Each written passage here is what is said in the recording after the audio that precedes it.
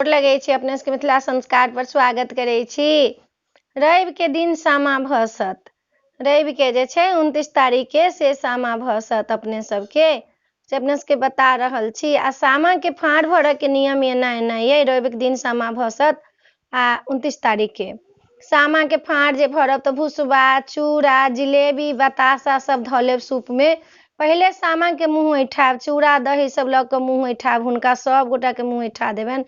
तकर बाद भाई के अहिपन धऽ कऽ पीढ़ी धऽ कऽ ओहिमे डाली में जे रहब धैने सूप में से भुसबा, चूड़ा, बतासा सब धऽ कऽ भाई सबके तौलिया कहबनि फाड़ बान्हला। ओहि फाड़ में अहाँ 5 मुट्ठी हुनका फाड़ भरबनि आ ओहि में से भाई अहाँ के 1 मुट्ठी देता, ओहि में पाई धऽ कऽ आ रुपैया धऽ कऽ सब धऽ कऽ 1 मुट्ठी देता। उहे 1 मुट्ठी जे छै से बहिन के दियाई छै, पूरा नहीं दियाई छै संपत्ति बहिन के, 1 मुट्ठी निकाल कऽ दै छै। जे लोग कहे छै तिहाई हिस्सा दै छै सेहे बहिन के 1 मुट्ठी दियाई छै। आ सामा के फाड़ जहन भरा जाए तऽ सामा नहीं फोड़बाब, एना के ठेहुन में सटवा कऽ धऽ लेब आ मुँह ऐठा लेने रहब। पौती पेटारी जे बनेने रहब तै सब में चाउर, गहूम, दालि सब जेना बेटी के दै छै तेना बेटी के देब। पेटी देब, ओहि में कपड़ा सब नया नया टुकड़ा सबके कपड़ा सबके फाड़ि फाड़ि कऽ तखन ओहि में धऽ देब। ई सामा देवता छथिन आ भाई बहिनक प्रेमक डोर छनि, तऽ ई सामा के फाड़ भरब एना एना कऽ कऽ आ सामा अहाँ के रवि के दिन भसत।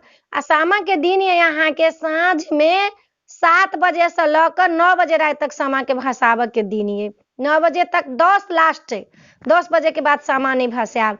मसाल बना कर मटिया तेल में नहीं, करू तेल में मसाल बना लेब, 4टा मसाल गड़ात, कतिका कुम्हर के उसरगात, बतासा चाहे लड्डू से उसरगात, मसाल रहत, मसाल चारू गाड़ि कऽ आ कतिका कुम्हर के ओठमन प्रसाद उसरैग कऽ मसाल गाड़ि कऽ पानि उझैल कऽ, जेना बेटी के लोग पानि उझलै छै तेना पानि उझैल कऽ आ तखन जाकऽ हुनका सामा के भसा लेब, गोर लागि लेब आ एकटा चकेबा के मूड़ी छै से घर ला कऽ चलि आयब।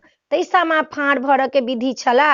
आ अपने सबके नीक लागत तऽ चैनल के सब्सक्राइब करऽ नहीं बिसरबै, जरूर सब्सक्राइब करबै, लाइक करबै, कहबै जरूर जय मिथिला जय माता जी। एहि बेर हमरा से लगै छै तमसायल छी अपने सब, हमरा सब्सक्राइबो नहीं करै छी आ नहीं कहबो किछु करै छी। कोनो बात नहीं छै, अहाँ सबके जे मर्जी हैत सएह नहीं हेतै। हमरा से किछु गलती हैत तऽ हम अपने सबसे क्षमा मांगै छी आ हमरा जरूर कहू। जय मिथिला जय माता जी, हौसला जरूर बढ़ाउ।